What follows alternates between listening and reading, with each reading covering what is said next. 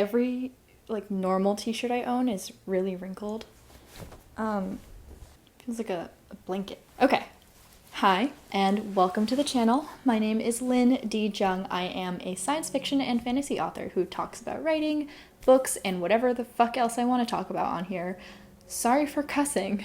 Oh my god. Today I wanted to talk about something slightly painful, at least for me, and I'm sure for many of you out there, and that is querying. Thankfully, querying is something that is very far behind me at this point. Like, I queried in freshman year of college, so like 4 years ago. Oh my god.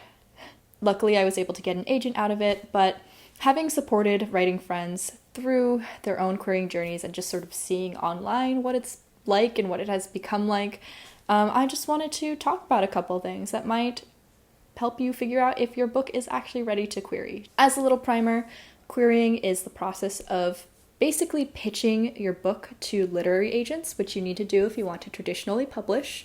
This involves writing a query letter that basically sums up your story and a bit about yourself in one page, catches the agent's attention, and then hopefully gets the agent to request the manuscript, either a partial manuscript or the full manuscript. And after reading your writing, they can then decide whether or not to offer you representation, to represent your work to editors, and then we go from there. Querying is sort of the first big gate to bypass before you traditionally publish.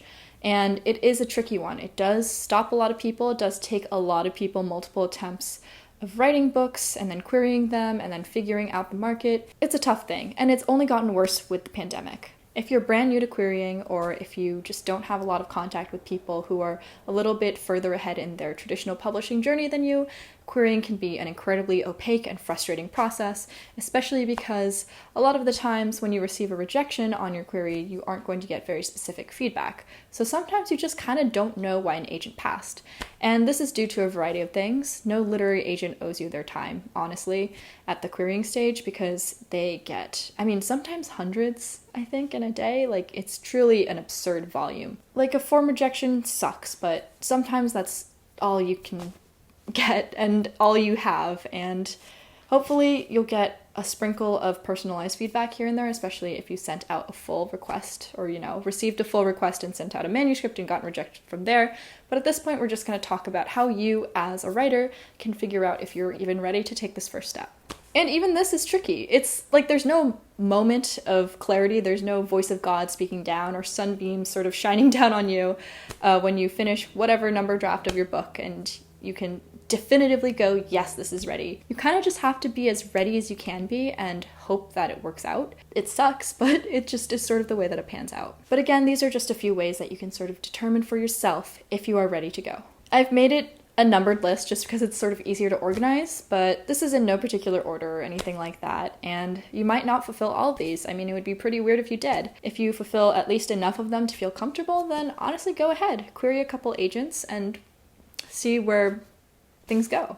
Number 1 is to know your career goals and to be able to communicate them. I think everyone sort of comes into querying or traditional publishing with a similar sort of dream of what they want their career to look like, and that is, of course, to hit bestseller lists, win accolades. The details may differ, but we want to be successful. But think about how you want to get there. Do you want to only write speculative fiction? Do you only want to write children's books or branch out into adult? What books do you see yourself writing in the future? Do you have plans for those? Do you think that you might pursue self-publishing at any point? Just think about the path that you want to take and be ready to communicate that to a literary agent when they ask. Because not every literary agent is down to represent you for your whole career. Not every literary agent is going to bounce age categories with you on a whim. You have to be ready and be able to pick out agents who can actually give you the support that you need throughout your career if that's what you want. If you're just sort of a one and done kind of person, there's agents for that too. We'll get more into picking out an agent in a little bit, but just be ready to, be upfront about that. Number 2 is to know your genre and your age category. This is super, super duper important. I think it is honestly kind of irritating when a writer who writes specifically young adult fantasy. This happens a lot in the young adult sphere, but basically they're like, yeah, I don't read this garbage, but mine is better, and here's why. But you don't understand what works, what sells, what people who are actually purchasing and reading those books, specifically teenagers, actually enjoy. The way that, this is more common than it should be. It's not super common, but, I definitely see it still. I don't understand. Don't be that guy. Understand your genre, understand its conventions, understand its precursors, and what books in your genre have been doing really well lately. Just having a general sense of which way the market is turning is good, but also be careful because it does take a couple of years for a book to actually like hit the market. So generally speaking, what's on the shelves tends to be a little bit behind in terms of trends at the, sort of publishing house level, if that makes any sense at all. That's what I've heard.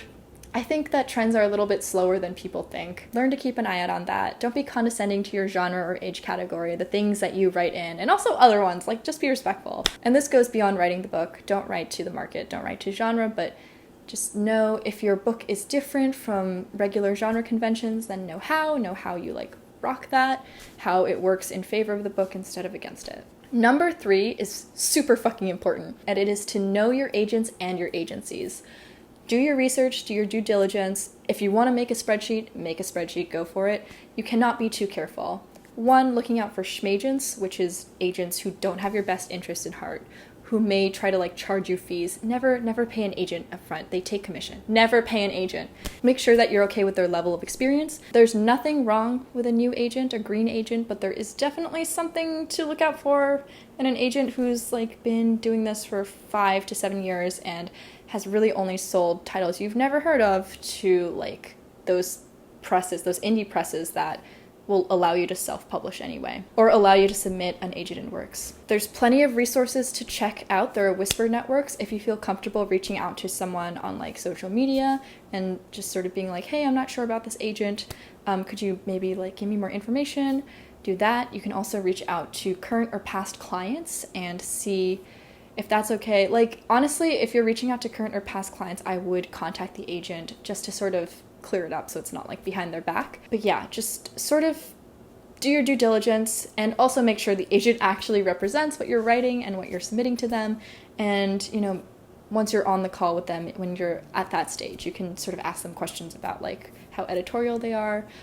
If they are more of a career-oriented agent, like they'll stick with you with all the books you write and hope to publish, or if they'll just drop you after one. Those sorts of things. Just really, really be sure. Number 4 is more manuscript related, and it is to have beta readers and critique partners and anyone else who you've had read your book, especially ones who've seen earlier drafts, sign off. Like, ask them if they think this is ready to query, ask them if they think this is ready for the market. Hopefully you have honest people reading your work, and hopefully they will be straight up with you. If they have some experience with the industry, like if they're agented themselves or have just sort of worked vaguely in publishing, I know a lot of people who have, that's even better. Just sort of like get a second opinion, or 3 second opinions, or more. Number 5, sort of on a similar note, be sure that you as a writer are very experienced or very comfortable with accepting, dissecting, and then applying critical feedback, especially if it's a little bit on the harsher side. Because once you get an agent, you will have to edit.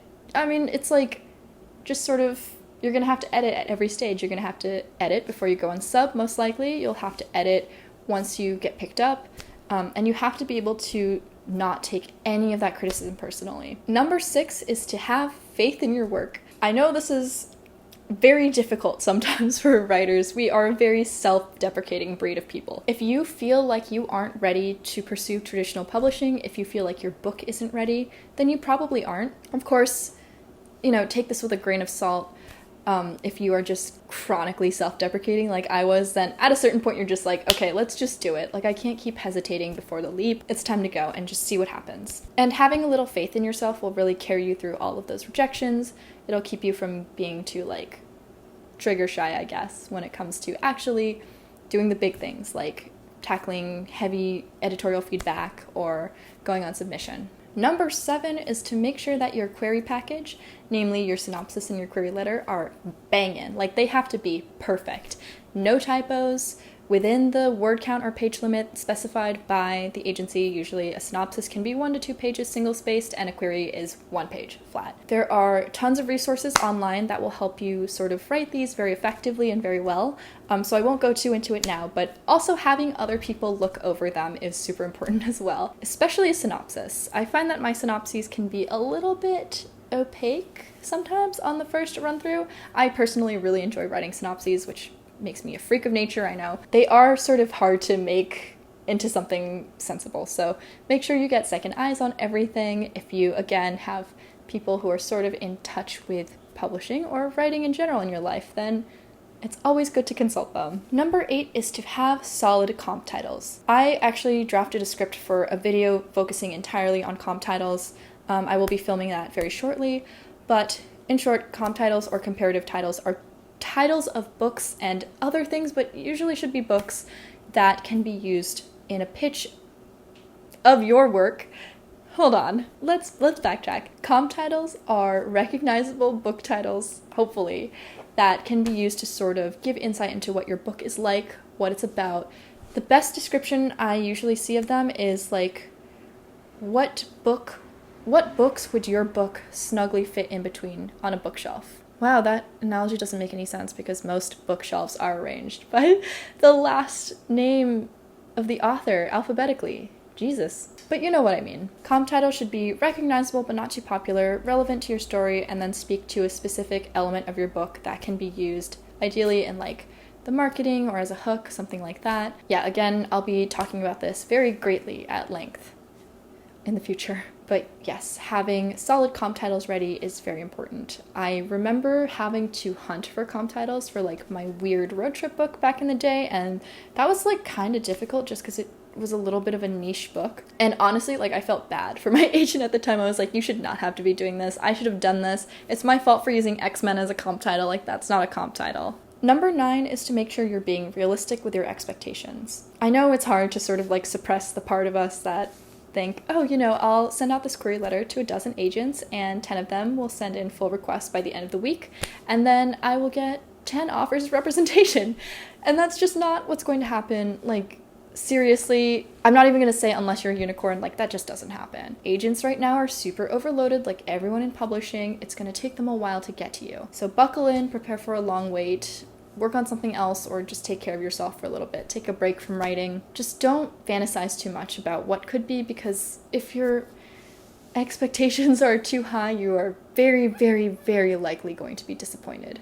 In short, just go into querying with, you know, like high hopes, but not too high, and also don't hyperfixate too much on those hopes. All right, so that is the video. Thank you so much for watching. If you have your own sort of like querying tips, I guess, feel free to sound off down below or talk about your experience. I'm honestly very curious to know what querying has been like in this pandemic. I just know that wait times are a lot longer and people are a little bit pickier. But if you have been brave enough to send out a query letter in this pandemic, then please let me know. I want to hear your story. Thank you so much, and I will see you guys next time. Bye!